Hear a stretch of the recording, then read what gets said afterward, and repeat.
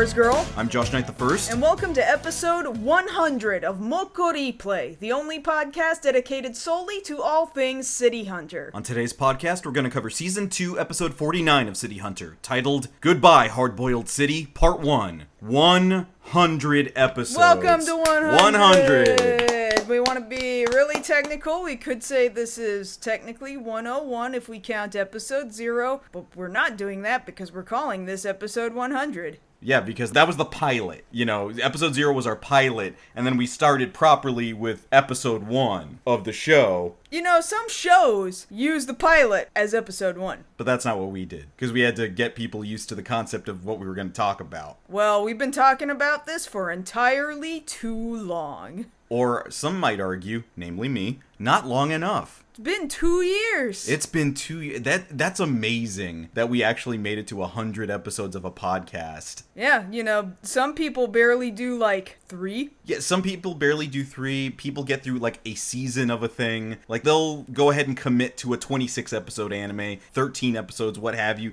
Nah, we're going for the whole shebang. All of the City Hunter that ever was and ever will be. We decided we're going to do that. We're going to carry that weight. Because, you know, that's just how dumb we are. This is not a smart thing to do. I would not recommend this to anybody else. That having been said, perfect for idiots like us. For dummies like us, this is our kind of dumb, and we like dumbing with the dumb. What? I don't even know. I just tried running with it. That's how dumb that was. That's how dumb that was, yeah. For sure. It's funny that at the beginning of this, I thought we were just talking about it. I didn't think we would be taking things away from it like we have. Little bits and pieces that you see throughout the animation. Things like, I don't know, Super Sefty Weapon, or Dogu. Every time you bring up Super Sefty Weapon, I'm like, why did I forget that? That one is so good. All the M&M placement. Yeah. Just other weird product placement. Coca-Cola out of nowhere. Sunrise Air. For some reason, some treetop apple juice. That one time, that was really weird. Some very strange stuff. The weird throwbacks to American cinema and horror movies and action movies. Self-insert where somebody like has written their own name onto the screen somewhere, or they write Japanese sentences out, but they've done it in Romaji, in Roman characters, so that you can read it, but Japanese people probably would have to take just a second to think about it, so that they can break the fourth wall all they want, but kind of get away with it. Yeah, I know, and there's so much of it here in the show, and you think about the way it affected so much other stuff. I mean, I'm talking about it like it's over, but we're not. We're hitting the heights today. No, I just feel like episode 100 is a pretty decent enough place to talk about it like this. You overestimate the effect this had on other anime, just with the idea of Kaori and the hammer. That is very true, and most certainly it's not the only anime to do. Cute anime girl whips out giant funny hammer, haha, goofy, but then we like treat it like it's really serious. In this episode even, somebody goes, it's weird she would use any other weapon. Her big deal is a hammer. This is what you're known for, Kaori. They treat it like it's reality, like this is just how it is. Yeah, exactly. And it's so interesting that we've been able to make it 100 episodes, and we still don't hate Ryo for everything that he does wrong. Somehow, we are still endeared to him. Mind you, that only works because he's not a real person. Right, because he's a work of fiction. If he was a real person, he most definitely would be chased off of Twitter right now. His ass would have been canceled. He would not be getting any more work in whatever line of work he was doing. And hopefully he would not be leaning into ultra right-wing nationalism. You could only hope. I'm sorry. I really fear for how things go these days, and thankfully, Ryo continues to make movies, so... Yeah, Ryo still has anime ties, that's great. Because he's not a real person, so... Thankfully. But what is real is the relationship between him and Kaori, and here in these next 2 episodes, we're about to see something that we've been waiting for a very long time. Especially if you guys are new to this, you might have been seeing this build up over the course of 2 seasons now, you're finally gonna get something. It's pretty good that this has all landed on episode 100 and episode 101, and I don't know that they necessarily planned for it to be like, oh, this is the big 100th episode, because they're in season 2, and it's episode 49 and 50. I don't know how special they thought those numbers were at the time, but it's certainly special to us now, blowing through it, getting to episode 100. Like, these are really important, and what I also think is interesting is this first of the two-parter episodes, maybe on its own, only seems so significant. It doesn't get really significant until you put it together with the second part. Right, exactly, because like it deceptively looks like an average City Hunter episode unless you know what you're looking for. And I don't know, it's probably not fair for us to tell you what to look for. Yeah, so we're gonna try and keep the spoilers to a minimum for part 2, because I think you're right. It's not fair to everybody else to have certain things let out in the open too soon. I do kind of need to go out of my way to say, I don't know how many of you are watching along with us as we go through this. I know a couple of you are. So, that having been said, if you've already watched the episode, you're screwed. You already know. If you have not yet watched the episode and you're like listening to us first, do yourself a favor. Don't watch the episode preview for part 2. As soon as Still Love Her stops playing, just fast forward to the next episode. Don't even bother. Or like if you're streaming it, just close the tab. Close your browsing tab and go to the next episode. It will enrich your experience. Yeah, highly. For real. Because the first half, the whole episode, you're like, oh wow, where's this going? And then Ryo decides, I'm gonna open my big fat mouth here. Because this happens so often, especially in a lot of older Japanese media, where if you see the preview for the next episode, they have no problem telling you the spoiler of what the twist is. Like, I very specifically remember watching through all of Go Ranger, right? Yeah, the very first Super Sentai series. Which has never been fully subtitled by anybody. It is. It has been Did now. somebody finally do it? Yes, just recently. Because I watched like half that show without subtitles at just the this time. past month But they did it. I very specifically remember they get to the part where we have a second Yellow Ranger, right? Who's filling in for the first one who had to go off and film something else or do theater or something for a while. The actor did.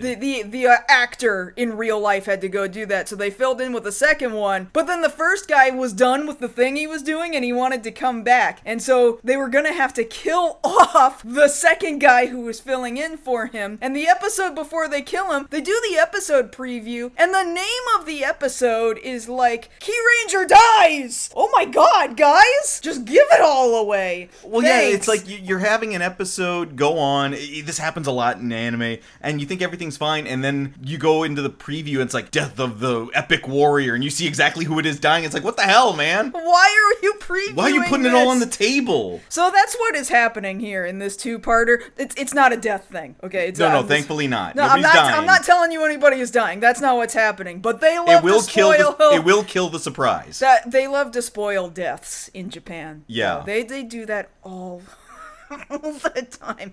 In any case, I think we can go ahead and talk about the episode, and we will do our best to just kind of wink, wink, nudge, nudge our way through it. If you already know, you already know. Like, you're with us. And we will just pretend, you, me, we know. We know what's going on. We know what's up. So we go ahead and start off our episode out on the streets of, I assume, Shinjuku, with a lot of bar signs kind of displayed in the background. And Ryo is currently hitting the town and getting drunk off his ass, like he's allowed to. He's an adult. He can do that. I mean, I'm assuming he's been on a bar crawl, because otherwise, the way the signs are being displayed is like, first he visited this one, then he visited this one. Like, they don't blatantly say that. It just feels like that's what's going on. Yeah, like he's just been to so many places, and when the first place kicks him out for drinking too much, he goes to the next place that'll let him drink until they realize, oh, we cannot serve this man anymore. More alcohol. One of my favorite ones that I see scrolling through is the one in English that says Funky Funky. I loved Funky Funky. Funky Funky's real good. See, like, that would be, if I was possessed to go on a bar crawl through that area, through Kabukicho, I would want to go to Funky Funky if I just saw the name of the sign out front. We just need to go to Golden Guy, which is basically, it translates to the Champion District in the Yakuza games. Yeah, and it's a real place. You know, like, this place in Kabukicho, or just outside of Kabukicho, is just nothing but bars and dives. Yeah. So, FYI, if you're ever heading over there, head up Golden Guy. Yes. And that's where you can get your drink on. There are a bunch of just really little places. Very small and tiny places. Walk-in closets are what we're telling you. But they're all bright and neon and very cool to look at. This is the kind of place that Ryo's walking through right now. So he's sloshed, and he seems to be having a good time all by himself. He don't need nobody else. I can be Ryo all by myself. And so as he's out stumbling through the streets, clearly inebriated, he comes upon a woman who is running from a couple of guys, and she just bumps into him. And Ryo's response is like, hey, you're cute, you want to go get a drink together?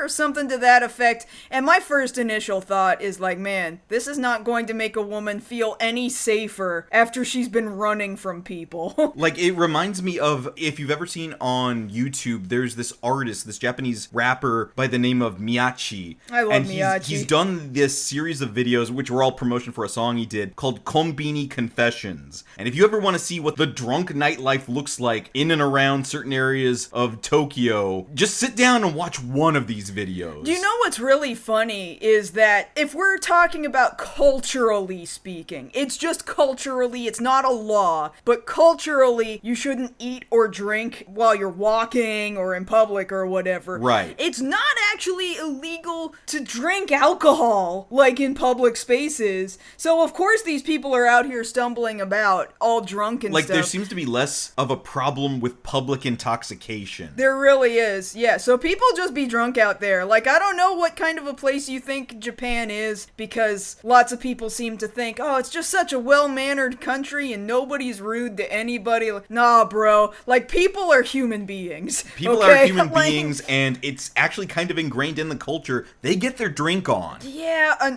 not always in a good way. Like, the bad way would be like, oh man, you just finished work for the day, and the boss said, everybody go out for drinks. You cannot tell that boss no. No, you have to go. you gotta go, and then once you're out there, you cannot tell that boss, well, actually, I don't drink. Oh, that boss is gonna hate you. Yeah, no, like you have to drink with that man. Some of this, I think you see a little bit of it in... Was there a little bit of it in Zom 100, just alluding to this? I mean, that part of it, it's right there in the very first episode, and Yeah. I assume extremely early in the manga, too. I would be willing to bet that's within chapter 1. But that's something we can say with certainty, that whenever you have seen that in an anime, that's not overplayed. That's actually how it is over there. I mean, they don't play it like it's bad at that moment, but they do all go out to drink as a whole company, and they look like they're having a good time there for a second, until they all say, well, we finished eating and drinking, and it's time to go back to work. That's a whole different problem. Yeah, that's a whole different problem. Completely different problem. Anyway, Good thing for Ryo, drinking. he works from home. Chuhai nondara ii kanji.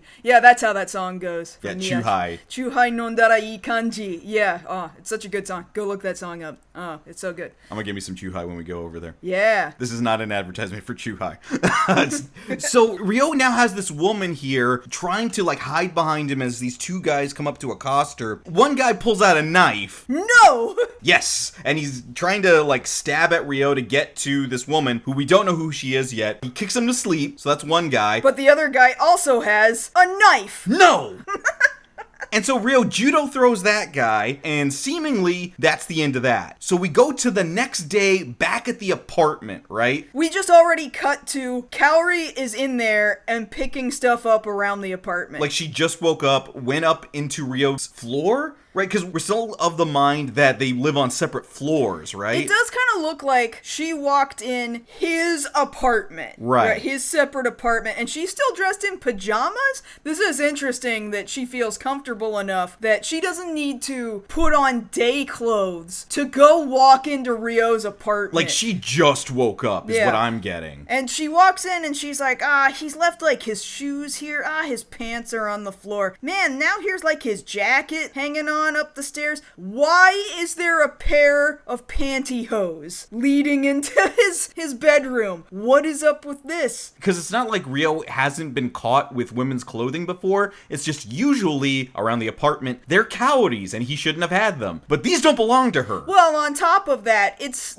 this trail of clothes from the front door to the bedroom that usually in film indicates somebody got real hot and bothered and started stripping themselves themselves down immediately from the door and just dropping articles of clothing on the way to the bedroom. And so she follows the trail to Ryo's room where the door's open. She looks in and sure enough, there's Ryo with a very big smile on his face, passed out. Naked. Well, no, he's in his boxers. Well, okay, boxers, fine. And next to him is a woman seemingly not in distress. You know, she's covered up with a blanket, but she doesn't look like she doesn't want to be there. Well, just because the two of them consent doesn't mean that Kaori consented. But, like, she gets so angry right here. Like, okay, let's go over this real quick. She is, like, fuming right now. Like, she's gritting her teeth. She's got the angriest face she's had in a long time. Why? Because Ryo got himself some? He's an adult. You two, last time I checked, are not in a relationship. And I understand you two probably have some kind of feelings for each other, but until you actually make some boundaries clear, that doesn't matter. Yeah, because that's the thing. Like we covered in a previous episode, if you like somebody or you're dating them, you kind of have to tell them.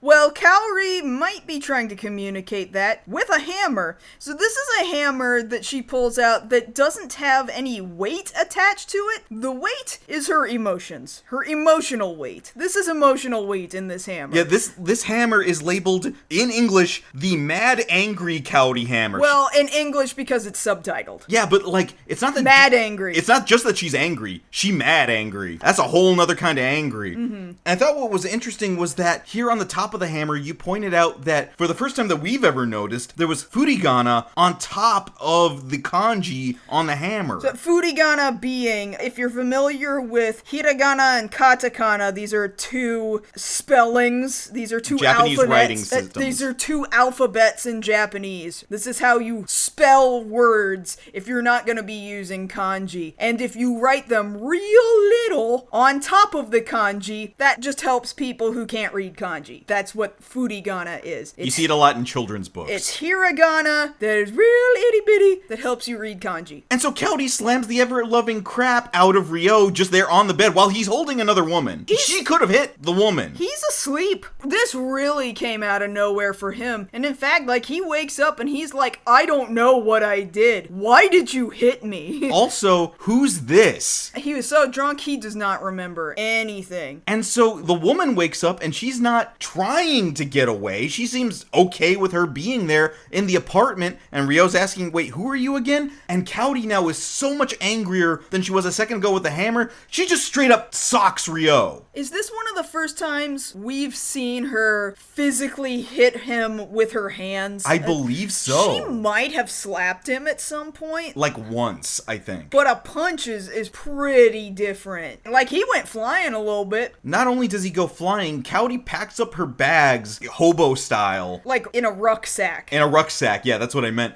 And she's like, I'm out. I don't want to be your partner anymore. I'm leaving. Slams the door. I like that her bag was covered in those comedy crows. Yeah. Just a pattern of crows all over this bag. Like she went out and got comedy crow sheets. Meanwhile, Ryo still genuinely doesn't know what's going on. Like, he just doesn't remember anything. Well, because the thing of it is, like, this woman, who, again, we've only seen her for, like, a minute, max. And she has now made breakfast for Ryo. She brought out an entire tiny little breakfast table, a floor breakfast table that is intended to be kneeled down at, right? And a rice cooker. She put the rice cooker on the floor.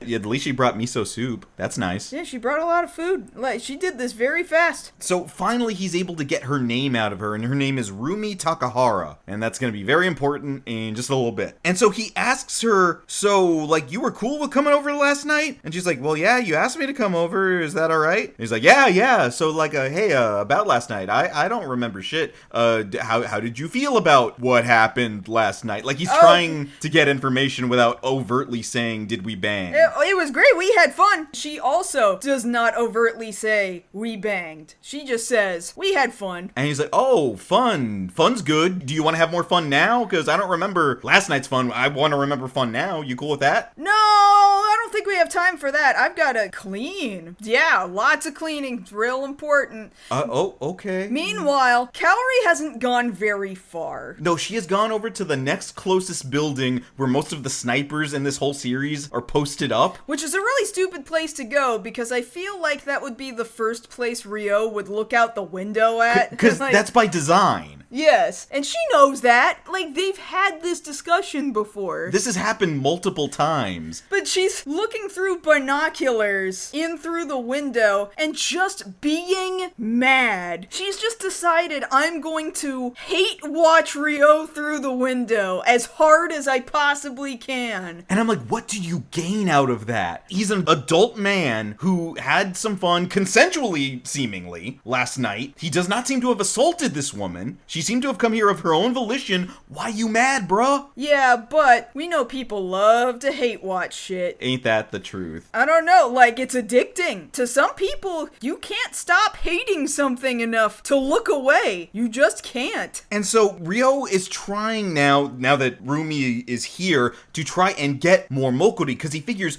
okay, well, if she's agreeing to be over here and stay over here, then I should be able to get some more, because I did get some previously. Yes, that's the assumption. All right, I'm gonna try and grab a butt. No buts. No buts. Lots of dodging of butt grabs. Lots of accidentally elbowing Ryo in the face. Lots of Ryo accidentally jumping into a tub of water that she's using to wash the floors because she just manages to duck out of the way fast enough. Like, it's all very comical. Haha, this is very City Hunter kind of stuff. And so he finally tells her, look, like, I get that you're trying to clean, and she interrupts him like, oh yeah, I really don't have to clean that much after all. Turns out the lady who was here before, referring to Cowdy, actually was very, very clean around here. Like, there's so little I have to do. And it's like, this is the first time this has crossed Ryo's mind. Like, she was taking care of the place? He goes over to a banister and he swipes his finger across it to check for dust, and he looks at his finger, and then he puts his finger in his mouth. Like, that's the thing you do when you're checking for dust, rather than like, whew, blowing the dust off of your finger. No, finger in your mouth, maybe because he thought, wow, it's so clean, I could put my finger in my mouth. Like, I could eat off it. Yeah, I thought that was really weird business. But it's funny. It is funny. And so Ryo says, all right, so if you're cool, like you're done cleaning, then let's go back to having Mokkori fun time. All right, off come the pants. He took his pants off in one frame. Like, usually it's like drawn out and it's comical. No, just pants gone. And she's like, no, we're not doing that. You already said we had plans today. Put your pants back on. They won't let you into the theme park without pants. And he's like, what? Oh, theme park, huh?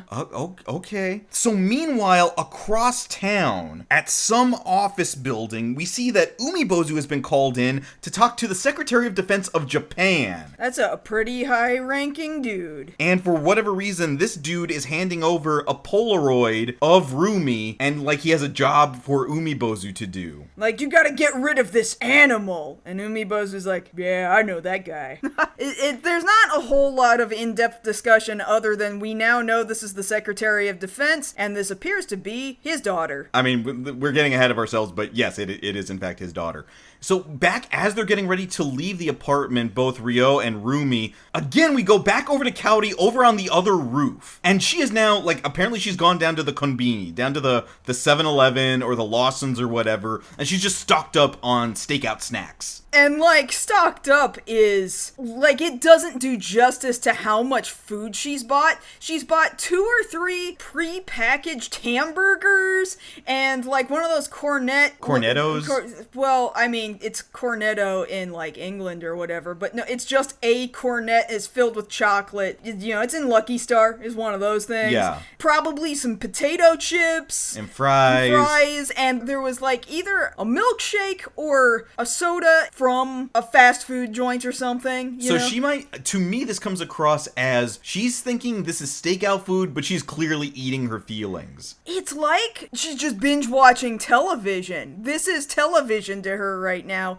and she just wants to feel really mad at what she's watching and just eat through it. I don't know. Maybe, but we don't know how much more watching she did, because suddenly we see a guy with sunglasses behind her, and we assume he did something because he got this smile on his face. And then it cuts away, and we do not see how that went. So one of the few times we ever see the Mini in the episode, we now see Rumi and Ryo driving off in it, and they look so tiny in the Mini. Every every time we see the Mini in this show, it looks so much smaller than you might imagine, and that might just be because Ryo is not necessarily a small dude driving a relatively small car. And yes, the Mini Cooper is a small car, but I mean, like, God, it looks so small on this man. But as they're driving, they're making comments back and forth between the two of them, just kind of making small talk.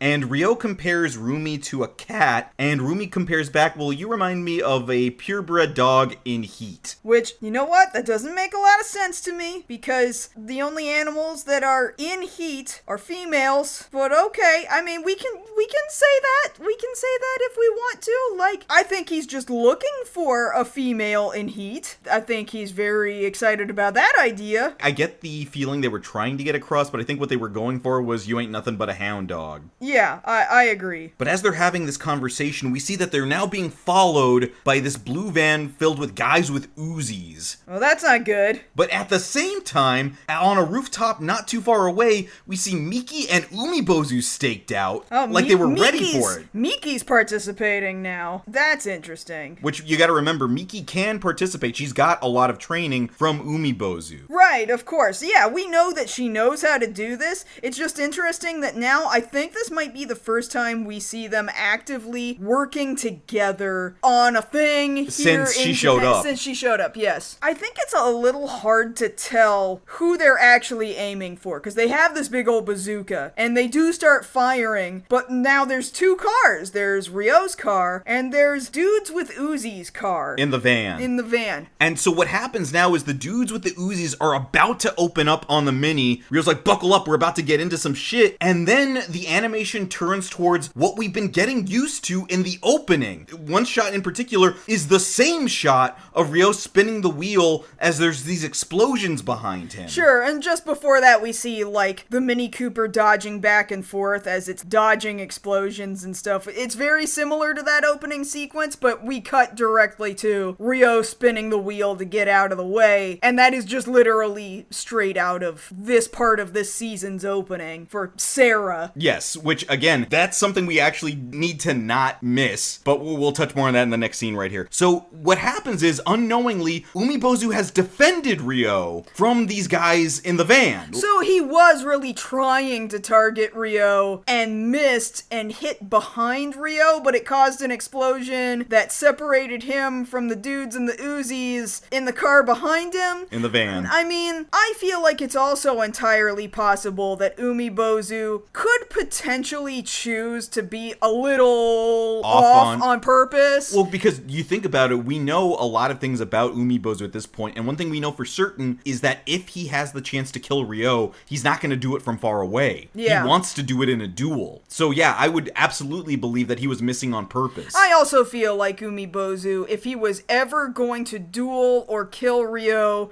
would want to do it on his own terms, not on somebody else's terms. Even though it comes up all the time, and maybe he just kind of talks himself out of it. And so as they're driving away, Ryo is aware that, well, bazooka shots just went off behind me. That's gotta mean it was Umibozu. But before he can, like, finish the thought, Rumi starts, like, panicking and, like, grabbing his arm and stuff, like, oh my god, it's my dad! This is totally my dad's work! He's crazy! He's extreme! Why? Like, why would your dad even begin to do something like this to you? Also, who's your dad? The Secretary of Defense. What? Now we're ramping up the danger here, because this just happened, right? This just happened. Now we go across town again over to the Metropolitan Police Department with Sayako. And Sayako is offering tea out to everybody in the office, and then a fax comes in, because this is Japan, and Japan loves faxes. It is also 1989. That is very fair, but I just need you to be aware, faxes in Japan still aren't dead today. And so the aforementioned dad, Koichiro Takahara, Rumi's dad, is actually showing up there at Metropolitan PD. They've called him in because there's a matter of great national importance that he needs to be consulted on, which is this fax. And so the chief of police is in this room, which I think is actually Sayako's dad, isn't it? If I'm not mistaken, isn't her dad the chief of police there? Yeah, and Sayako's in the room, and the defense guy, defense minister, whatever, he's Rumi's in the room. dad, yes. And They're all in the room. Three people in the room together, and we gotta talk to this guy. And she's like, look at this fax. And he's like, I have looked at the fax. And then the chief of police says, Sayako, read the facts out loud. Okay, he just read the facts, but I guess. Like, there was a better way of handling that. You could have had him read it in his mind, or you could have showed the audience then. This kind of seems superfluous. Yeah, we didn't need to do it in this order, but fine. And so the contents of the facts state that this is a ransom note to the Japanese government, that if they are not given by 5 p.m. tomorrow the amount of 100 billion yen. Which, let me clarify, that's like $1 billion. Our pinkies are up right now as we say that. It's 1989, and terrorists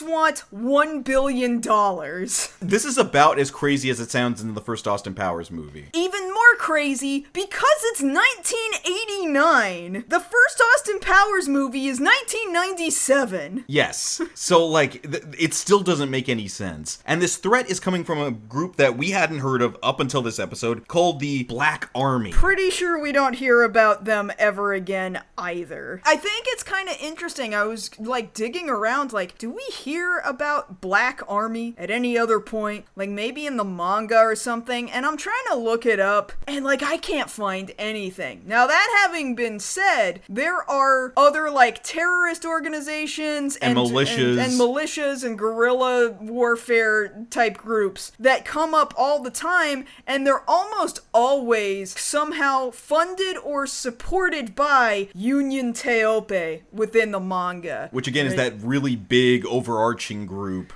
that we see referenced throughout the manga. It's referenced in the Nicky Larson live action movie. It is referenced by a totally different name in the anime, and then they totally drop it and they never come back to it until finally this most recent film that just came out 2 months ago now. Angel Dust. Yeah. Finally, it took them 35 years to address it. I'm just saying, I don't know that this group necessarily has backing from Union Teope. I just think it would kind of fit in with the manga pretty nicely if it did. It would be nice. And so the only thing that's known about this group is that they're led by a mysterious character known as Sarah. And all we know is she is a woman who is in charge of Black Army. In fact, we don't even know she's a woman apparently, because Minister of Defense guy goes, "Sarah, it's a woman?"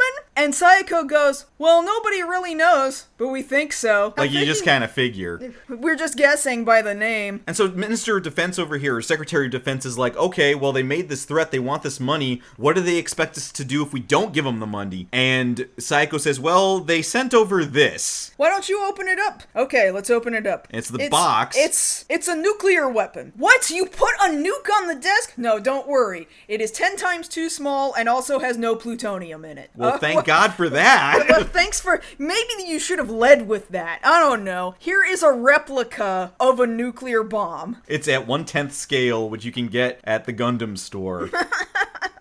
But Sayako is basically telling everybody, well, yeah, they made this, it's accurate, so they're trying to show off that they have the capability of making a full-size nuclear weapon. And it does exist. The nuke is out there, somewhere in the middle of Tokyo. We don't know exactly where, but it's out there. And we need to come up with some kind of plan, because we don't have a plan right now. But you as the audience don't need to worry about that. Now we're going over to the amusement park. Yay! I love amusement parks. Yuenchi! And so now we're over at the amusement park. And Ryo is there with Rumi having fun. You know, they're on the teacups, they're on the roller coaster. They don't even spin the teacups. I'm so mad. Like, that's such a waste of the teacups. Why would you just kind of go, wee? And no, you gotta whip that thing around. No, you gotta make yourself sick. Damn right. What is the point of the teacups if you don't spin it so fast you make yourself Every time ill? We've been on the teacups or the old... like those pool balls. The pool balls back at Six Flags Fiesta, Texas. Because here's the thing, like, I went on the teacups at Tokyo Disneyland, and I was sitting in the teacups with 2 other dudes. Was this while you were at school? Yeah, in 2008. And one of those dudes was the guy that I've told you about who was very obsessed with martial arts. He was incredibly strong. Just the beefiest dude. We were going so fast and we were laughing maniacally. We looked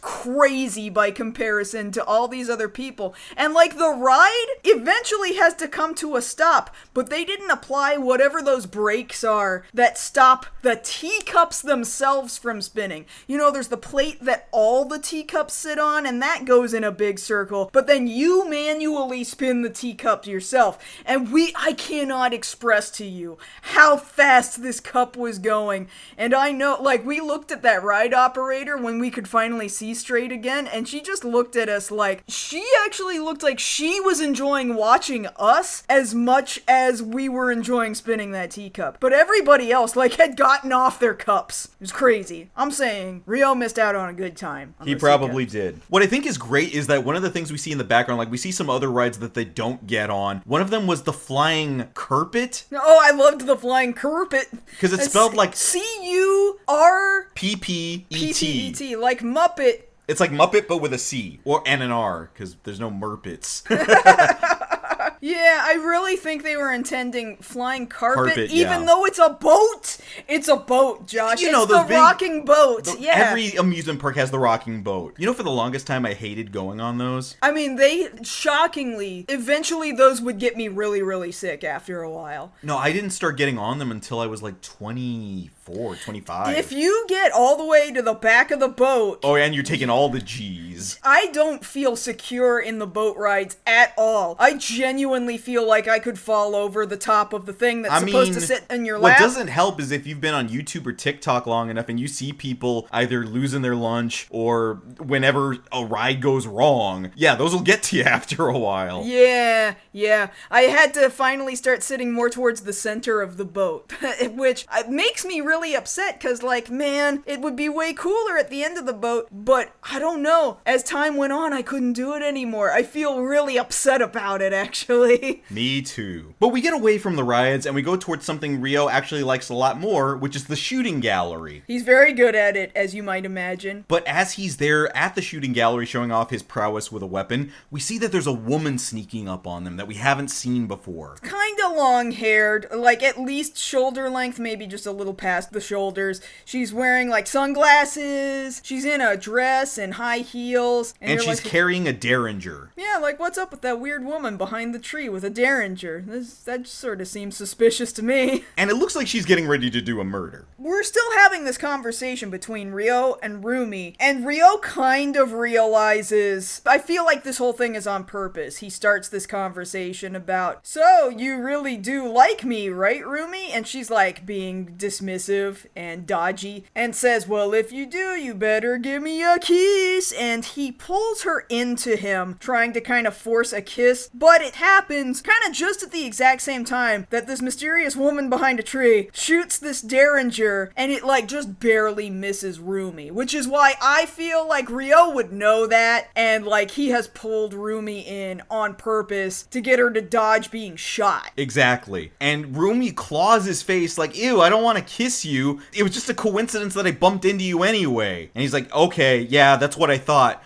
In the meantime, we need to run. And so he like takes her over to like the Ferris wheel. He hides her in one of the gondolas right as like a shot almost hits her in the head. I feel like that's not, like, she's barely a moving target in, like, she can't get out. She can't go hide somewhere. But the thing is, that's 2 shots. That's at max what a derringer holds. That's true. But this woman is now no longer hiding behind trees. Yeah, now she's running and Rio is giving chase through the park. And then they go behind a corner into a kind of an alley-looking hideaway sort of place where I really strongly feel like theme parks wouldn't usually have places where you can hide easily, but fine. Well, no, there's a lot of those in any given theme park. Like, I've worked at theme parks over the years, and there's plenty of those alcoves for, like, cast members or staff to get through, to get from one place to another without interrupting the general public. And so they be fighting now. And now, with the glasses off, we can get a good look at this woman. She's got... Because the glasses have fallen off now. And I think she was wearing a hat. Maybe she wasn't. It doesn't matter anymore.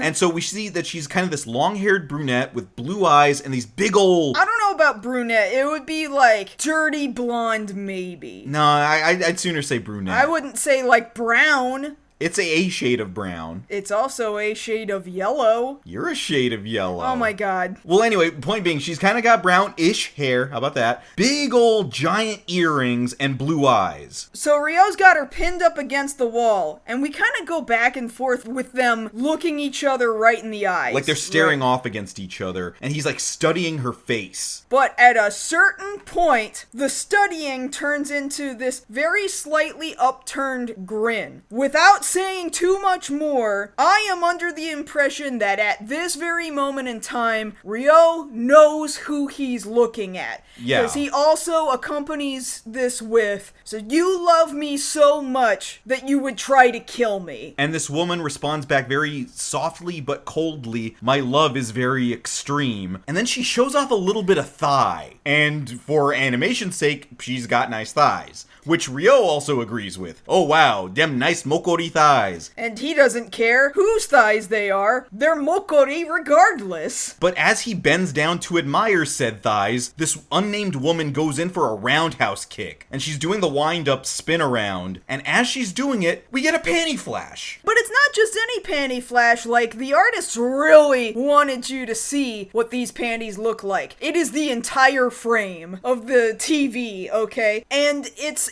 like a panda. It's a cute cartoon panda whose name is Yu Yu. Yu Yu Panda. I don't know this anime, but I imagine there's a Dark Tournament arc. And these are what she's wearing. This is her. Which is, that's kind of odd for such an elusive, kind of sexy woman. But who also happens to be a terrorist. Who also happens to be a terrorist, and she wears cartoon panda underwear. And I'll say as much here, this is meant to be a clue to her identity. And I will leave it at that. We have seen other people who also have weird, childish underwear before. Yes. But she manages to connect the roundhouse kick straight to the face, and she runs off. And before Ryo can give chase, he hears Rumi yelling from behind him. Yeah, because he left her in a stupid place. That was stupid of him to leave her on the Ferris wheel. Well, because think about it, like, what if this woman isn't alone, right? Like, what if she brought backup? Because somebody showed up. Is this her backup? I don't know, but well, you know who it is.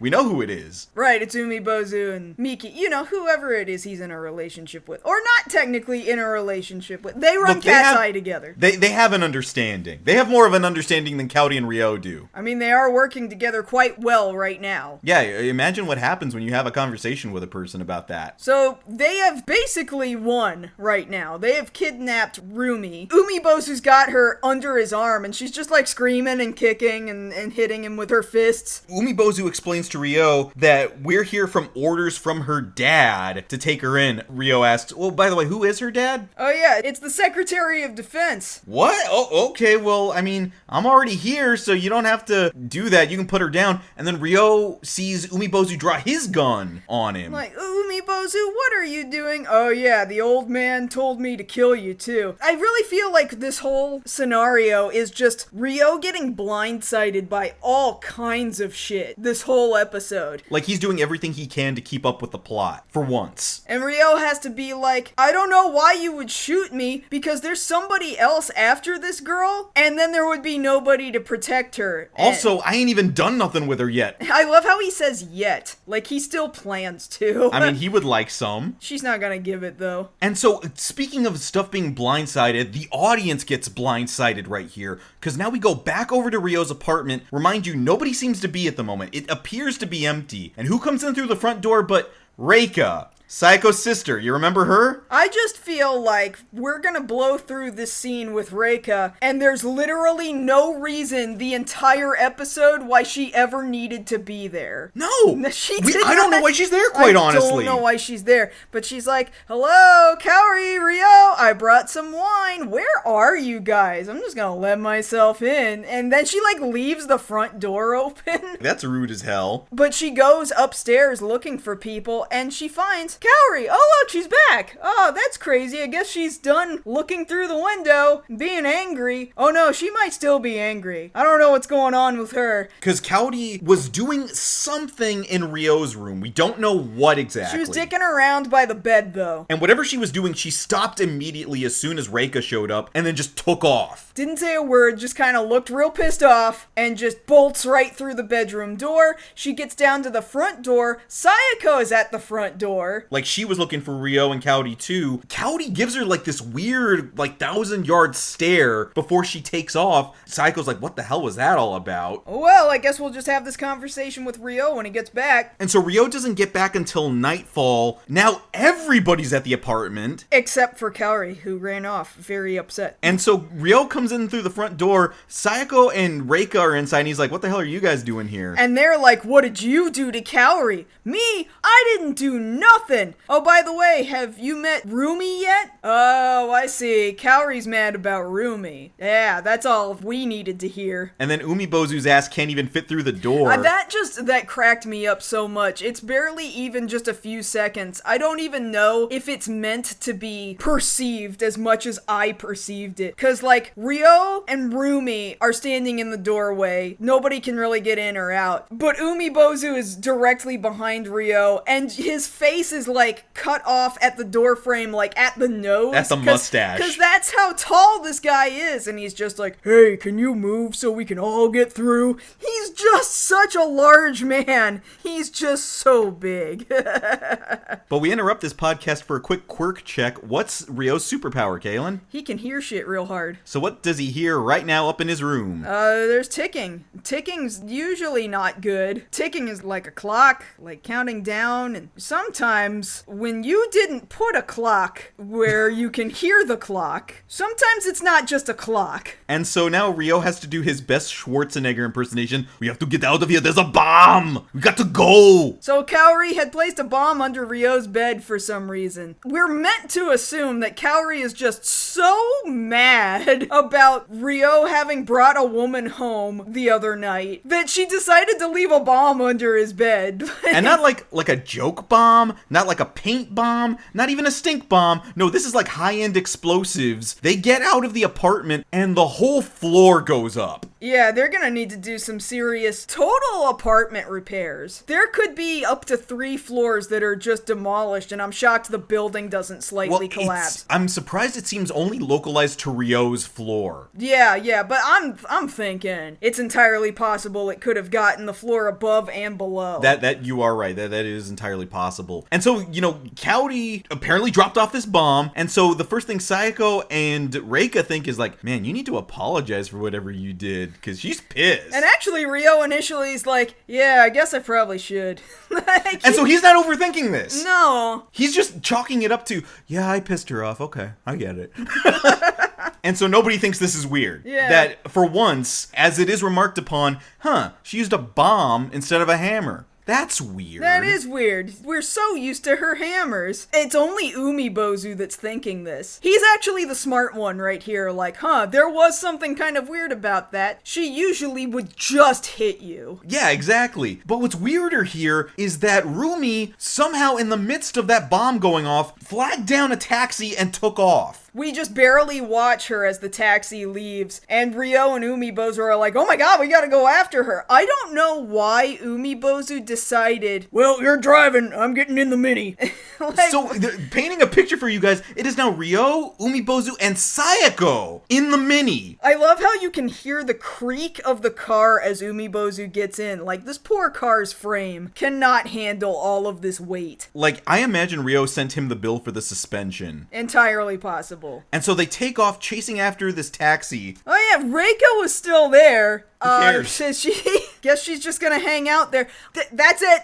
That was Reika's time in this episode. Why did we need her? We could have had Sayako walk into the building and see Kaori come out. That's all we needed. We didn't need Reika there. At all. She's like such an unnecessary character by this point in the show. And so they're driving, giving chase with this taxi, and it's not even a high-speed chase. They're just seeing where it goes. And it goes to that giant-ass park that they normally go to. Rumi gets out of the car, runs to the middle of the park where there's this guy waiting for her, which we're just now realizing is her boyfriend named Kazuya. And I'm kind of partly wondering, like, did her dad mistake Ryo for this guy when he got this Polaroid of the two of them together and thought that Rumi was gonna go run off with somebody and just thought that it was Ryo that she was going to meet? Or like, he didn't have all his information, which is really bad for a Secretary of Defense to make a call like that on not complete information. Maybe you shouldn't do that. Makes me worry about you having that job. job. You know how much the government just gets things wrong and they don't care. Ain't that the damn truth? And so apparently they've got this plan to like elope or something to the US. I've got my plane tickets for the two of us so that we can fly to America together. We leave tonight, but he doesn't realize, he doesn't even know who Rio is, but Rio and all his posse have run up like, your flight is canceled. At least until we get some information. But before they can get any information, Rio tells everybody not to move because they're surrounded. First off, the reason why he doesn't want them to go anywhere is because he's got to tell this guy that she's about to elope with, there is some other terrorist organization that for some reason wants her, and it's not that we want her to stick around and get shot by terrorists, but we do need to know why the terrorists want to shoot her. And even she doesn't seem to know why terrorists want to shoot her, but she seems to know something, and I don't know what it is that she knows. But you're right, Rio is like, hey, about those terrorists, they're already here. And just all of these gorillas in camo with AKs throughout the tree line, because they're in that big old clearing that we had from like the painting episode a couple of episodes back. Yeah, they look a lot like that. And in the back of these trees, leading all of these gorillas, is the mysterious Sarah, the woman that Rio ran into and had the fight with at the park. And she's still not saying anything. She's just there and probably told all of these guys to come here. I guess. Maybe. Why would she need to be there otherwise? I don't know. They don't give us a lot of information right now. They're saving that for the next episode. Because Still Love Her has started playing, and that is the end of part 1. Which, again, I kind of have to stress, kind of like I said at the beginning of this episode, this doesn't necessarily feel like something that's too off-kilter from a normal City Hunter episode. You don't know that shit's about to get crazy in this next episode. Like, don't get it twisted. Shit is crazy right now because all of our major characters are at gunpoint. But when have they not been at gunpoint? They're always at gunpoint. I'm just saying, like, as far as cliffhangers go, this is a pretty decent one because our main characters are in peril. They are in peril. Because if it was, like, say, Ryo surrounded, we can imagine, oh, Umibozu will get him out of it, or Saiko will get him out of it. But they're all there. All our major players are there. But what if Reika shows up, Josh? Reika's not going to show up. I am not counting on Reika. If you, the audience, are counting on Reika, I have some Amway to sell you. I would talk about what's going on next time, but we very deliberately said, don't go looking for what happens next time unless you're prepared to go watch the next episode. Because the most we will tell you is that a gunfight is about to break out. Yeah, guns happen. Sure, yeah, absolutely. Guns happen. There's a lot of terrorism happening. There's terrorists doing terrorist shit. That stuff happens. Because the next episode, we will tell you what is going to be contained in the next episode. There's going to be a lot of gunfire. There's going to be a lot of people dying. There is going to be a nuclear threat. A viable nuclear threat. There's like a boat. There's a boat somewhere, There's a boat somewhere, yeah. And Ryo will have to save all of Tokyo. Yeah, it's a pretty big deal. I'm not gonna lie. Like, we haven't had stakes this high in I don't know how long. And then they don't get that high again until, I would say, some of the movies and the OVA kind of TV films, you know. Then the stakes kind of get high again. This is some of the highest stakes of the entire TV series. Yeah, like when we were talking about the pandemic virus thing with the bees. The stupid fucking bees. Like, if you're playing rock, paper, scissors, nuke beats bees. Last time I checked. Well, not if the bees can wipe out all of humanity. But the nuke will still wipe out the bees. It's a nuclear bomb, Okay, if you're saying, like, if you put the bees right in the direct vicinity of an exploding bomb. Yes. Then yes, you are correct. Yeah, the nuke would beat the bees. But at least then, you wouldn't have bees that could kill all of humanity. Yeah, because we did it first. With the nuke. Jesus. No. No. This is a really big deal next episode, and I hate to do this to you guys, but because it's episode 100, and we are coming up on our trip to Japan, we're taking a break. Yeah, because we got to get ready to go. We have a lot of stuff we got to cover. So we are going to save the end of this cliffhanger, the end of this very important two-parter for what we love calling around here Cyber Monday. Yeah, when we come back from Japan, we'll have something prepared for you. I hope, right? Is that what we agreed to? You'll just have it already ready in the pocket. Yeah, like, we'll ready to drop. have our one shot loaded up, just like Rio will, and I think that's me saying too much already. It's gonna be a good time. I would highly suggest that you guys go ahead, watch the actual episode 50 of City Hunter 2, before we get back, because you're gonna want to talk about this with somebody. Yes. And we will be that somebody for you if you're not talking about it with somebody else right now. Absolutely. So be ready, because it's going to be the emotional payoff we have all been waiting for. Yeah! No matter how many times I watch it, and I rewatch the end of that episode so many times, it is worth it every single time. I hope we're not overhyping this, but I don't think it's possible to overhype this. It's the best episode of the whole series. Arguably, yes. Yeah. So stay tuned, because we're going to bring it to you. And come back next time when we cover the 50th episode of City Hunter 2, Goodbye, Hard-Boiled City, Part 2. And if you want to catch us outside this podcast, you can always find us both over on most social media. I'm at JoshKnightTheFirst. And I'm at MarzGurl. Thank you all so much for listening to our 100th episode of MokkoriPlay. And if you don't come back next episode, goodbye. For at least 2 weeks. But then we'll be back. No, goodbye. For now. Forever. For now. For now.